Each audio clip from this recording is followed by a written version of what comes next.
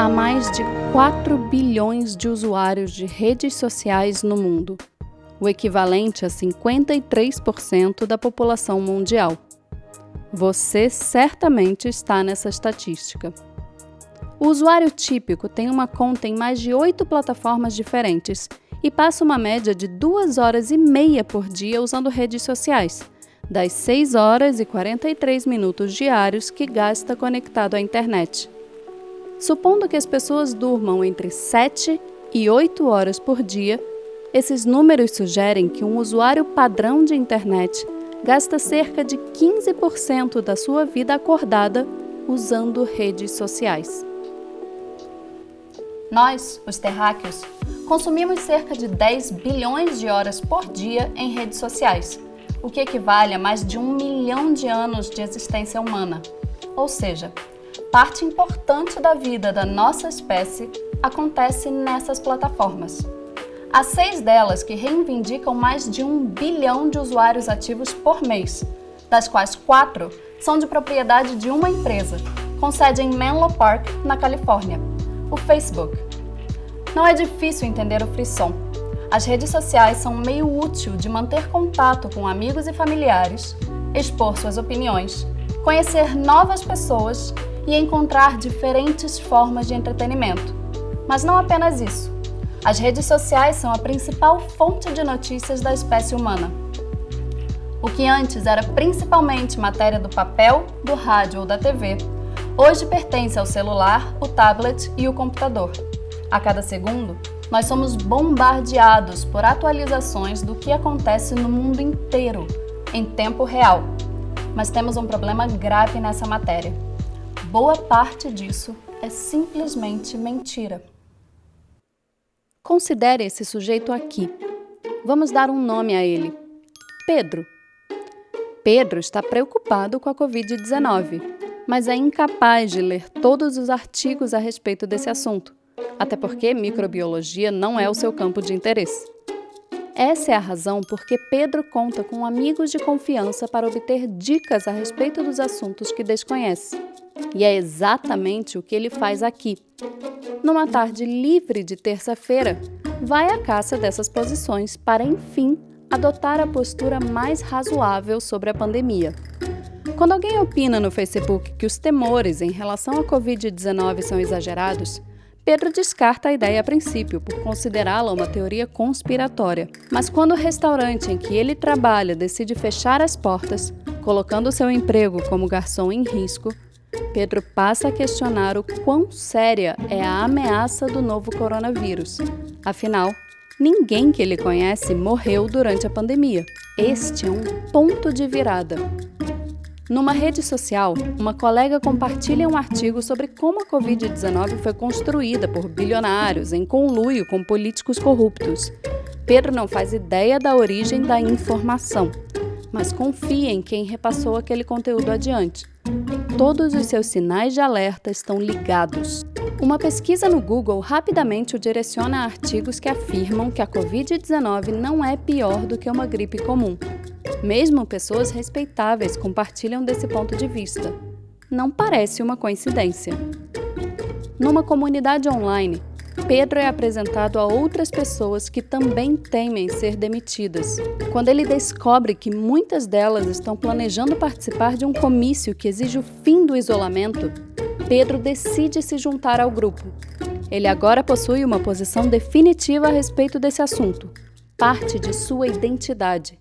A Covid-19 é uma farsa. Pedro não é um criminoso.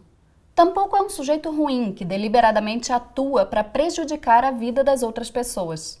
Nosso garçom é vítima do viés cognitivo, um atalho mental que nos condiciona a desvios de lógica e racionalidade. Nós, Homo sapiens, exatamente porque não temos todo o conhecimento do mundo, preferimos obter informações de pessoas em quem confiamos, membros do nosso grupo social. Além disso, também prestamos mais atenção em informações que traduzem riscos reais e imediatos à nossa sobrevivência. Como Pedro, por exemplo, não é parte do grupo de risco, entende intuitivamente que adoecer graças à Covid-19 é uma ameaça menor do que perder o emprego. Esses preconceitos são produtos do nosso passado evolutivo e por dezenas de milhares de anos nos serviram perfeitamente bem. Quando você não possui informações suficientes para resolver um determinado problema, ou se você simplesmente não deseja ou não tem tempo suficiente para resolvê-lo, então pode ser racional imitar os demais membros do seu grupo social.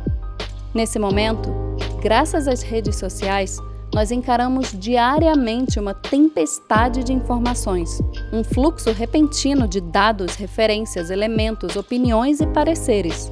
É onde a nossa tribo se encontra. É fácil acreditar em conteúdos ilógicos quando tantos seres humanos parecidos conosco compartilham dessas posições. O erro consiste em apostar que a nossa tribo é infalível. Fake news não é monopólio de nenhuma identidade política, porque o viés cognitivo não é uma opção ideológica. O nosso cérebro foi constituído para nos pregar peças em defesa da proteção dos nossos grupos sociais. E nós fazemos isso apelando ao preconceito. Produzir blogs, memes, vídeos, tweets tornou-se tão barato e fácil que o mercado da informação está inundado. E excesso de informações gera intensa competição pela atenção das pessoas, um incentivo para a exploração das nossas falhas cognitivas. Quando somos expostos à sobrecarga de informação, a ansiedade e a perda de foco reduzem a qualidade das nossas decisões. Como somos incapazes de processar todo esse material, nós deixamos nossos preconceitos cognitivos decidirem a que devemos prestar atenção. E esses atalhos mentais influenciam diretamente as informações que buscamos, compreendemos, lembramos e repetimos, num ciclo de ignorância. Como diz o americano Scott Adams, o viés cognitivo não é um bug ocasional no sistema operacional humano, ele é o sistema operacional humano. Somos programados pela evolução para fazer com que novas informações apoiem opiniões existentes, desde que isso não nos impeça de procriar. A evolução não liga se você compreende ou não a realidade. Ela só quer que você se reproduza. Também quer que você conserve energia para coisas importantes, como sobreviver. A pior coisa que seu cérebro pode fazer é reinterpretar a realidade em um filme totalmente novo a cada nova peça de informação. Isso seria exaustivo e não traria nenhum benefício. Em vez disso, o seu cérebro escolhe o caminho de menor resistência e instantaneamente interpreta suas observações para se adequar à sua visão de mundo. É bem mais fácil. Mesmo quando as pessoas encontram informações equilibradas, contendo pontos de vista com diferentes perspectivas, elas tendem a encontrar evidências de apoio para o que já acreditam. E quando as plataformas de redes sociais fornecem recomendações personalizadas com base na imensa quantidade de dados que possuem sobre os nossos gostos e preferências, elas priorizam as informações em nossos feeds com as quais temos maior probabilidade de concordar, não importa o quão equivocadas sejam, nos protegendo de informações de qualidade que podem alterar nossas opiniões. Ou seja, as redes sociais podem ser instrumentos de polarização, fake news e comportamento tribal. Não parece haver consenso em como mudar essa realidade nesse momento, mas entender este fenômeno e ter a humildade de reconhecer nossas limitações cognitivas é o primeiro passo para fazer um uso saudável destas plataformas. Admitir poder ser vítima de fake news ainda é o principal instrumento para combater fake news.